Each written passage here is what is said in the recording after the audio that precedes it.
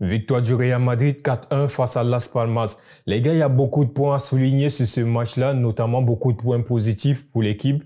Mais là, actuellement, les gars, faut juste féliciter Kylian Mbappé pour son retour en force.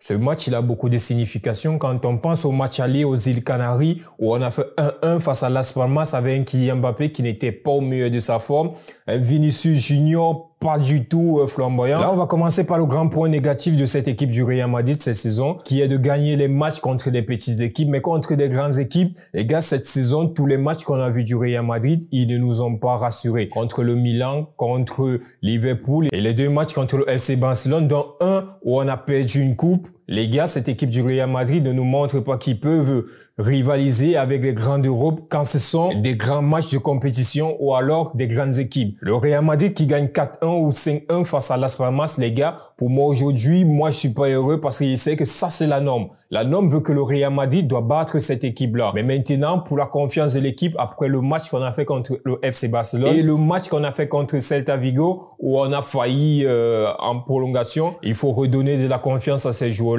Et là, je pense que le match contre Las Palmas fera beaucoup de bien parce que Kylian Mbappé aujourd'hui, il nous a montré que réellement, il est de retour. Non, c'est pas Kylian Mbappé de la première moitié de la saison. C'est pas Kylian Mbappé qui est incapable de faire 2 dribbles, un crochet et frappe. Non, ce Kylian Mbappé-là, il est plus efficace devant les goals. Et c'est pour ça qu'on t'a recruté au Real Madrid, Kylian Mbappé. On ne veut pas le Kylian Mbappé qui va nous faire des dribbles, des crochets et tout, mais qui rate des buts. Non, on préfère que tu ne dribbles pas, que tu ne fasses pas des crochets ou tes courses à 200 mètres, mais que tu sois efficace devant les buts. Là, il nous manquait 9 et aujourd'hui, tu prouves quand même que oui, c'est plus à l'équipe malgré que c'est pas ton poste de prédilection et malgré le fait que au début de la saison, tu n'étais pas assez efficace. Et là, on est bien parti pour voir Kylian Mbappé rivaliser avec Robert Lewandowski pour le titre de Pichichi. Les gars, aujourd'hui, c'est un Kylian Mbappé à féliciter parce que dans sa progression, il est bien constant. Quand on parle de constance aujourd'hui au Real Madrid, on fait référence à un seul homme,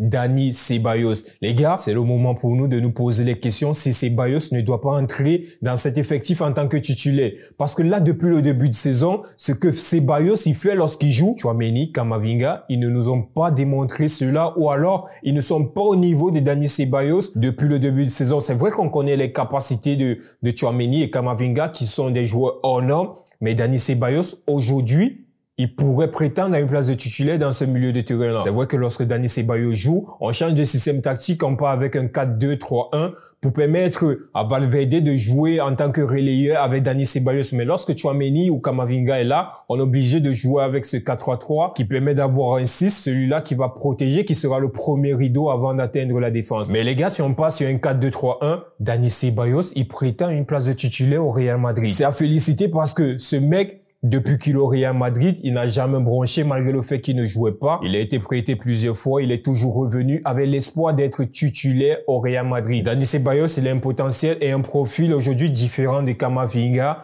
et Tchouaméni. Et moi, là, les gars, s'il continue sur cette performance des matchs précédents, Dani Ceballos, il pourrait être titulaire au Real Madrid. Même pas au Real Madrid, on va parler en général dans la presse, les médias et tout, qui est le joueur le plus sous-coté lorsqu'on parle des joueurs du Real Madrid. J'ai l'impression aujourd'hui que Federico Valverde, il a atteint son plein potentiel. Les gars, il n'y a plus de marche à suivre pour Federico Valverde. Non, là, il a atteint son plein potentiel. Et aujourd'hui, ce qu'il lui faut, c'est lui remettre les clés de cette équipe au milieu de terrain. La saison dernière, il était le joueur du Real Madrid le plus utilisé. Mais là encore, cette saison, les gars, Federico Valverde, les gars, c'est un monstre. Regardez juste son positionnement, ses buts et l'énergie qu'il met lorsqu'il est au stade. C'est normal qu'il soit capitaine du Real Madrid aujourd'hui. Désolé pour Lucas Vazquez, tu es l'enfant du club, tu es là depuis des années. Luka Modric, tu es une légende et tout. Mais Federico Valverde, il mérite déjà ce brassard. Il mérite commencer avec ce brassard-là. Parce que c'est l'âme du Real Madrid d'aujourd'hui. Enfin, on a eu le retour de David Alaba, l'international autrichien, a repris aujourd'hui avec le Real Madrid. Il a joué 15 minutes face à Las Palmas. On a vu quelques transversales, mais aussi défensivement, c'est toujours costaud, mais on sent qu'il manque de rythme. Là, les gars, on va voir, on va suivre les prochaines semaines, les prochains matchs, et voir si David Alaba, il peut retrouver son meilleur niveau. Si c'est pas le cas, là, les gars, il n'y a aucun doute, Asensio, il va rester dans l'effectif. Parlons un peu du cas Bellingham. Les gars, la saison dernière, on a vu un Bellingham qui est arrivé au Real Madrid. Personne ne s'attendait à la saison qu'il allait faire. Nous, on a pris Bellingham en tant que milieu relayeur. Et là, les gars, grâce à Carlo Ancelotti aussi, il nous a montré son plein potentiel, ce qu'il pouvait faire lorsqu'on le positionnait dans les meilleures conditions. On l'a repositionné en tant que second avant-centre ou alors milieu offensif. Il nous a prouvé, il a marqué entre 22 et 21 buts la saison dernière en Liga. Mais cette saison, les gars, Jude Bellingham veut à tout prix rester dans cette constance-là. Ça peut être une bonne idée comme une mauvaise idée. On l'a vu juste avec l'action où Lucas Vazquez est sur le côté. Il est entré dans la surface et là, sur le point de pénalty, il y a Kylian Mbappé et Jude Bellingham. Centre de Lucas Vazquez, Jude Bellingham et Kylian Mbappé qui se tamponnent. Les gars, aujourd'hui, cette soif de réussir, cette soif de vouloir marquer des buts peut causer à la perte de l'équipe ou alors, parce que là, il sera juste focus sur les buts et ça pourrait mener aussi à un déséquilibre de l'équipe. Notamment, on l'a vu contre le FC Barcelone où Jude Bellingham était quasiment inexistant parce qu'il était très haut sur le plan offensif. Les gars, merci d'avoir regardé cette vidéo jusqu'à la fin. Si vous avez aimé, laissez un like, commentez, partagez, surtout abonnez-vous. On se retrouve la semaine prochaine, nouveau match du Real Madrid, nouveau débrief. Les gars, restez connectés, c'est la pépite. Let's go.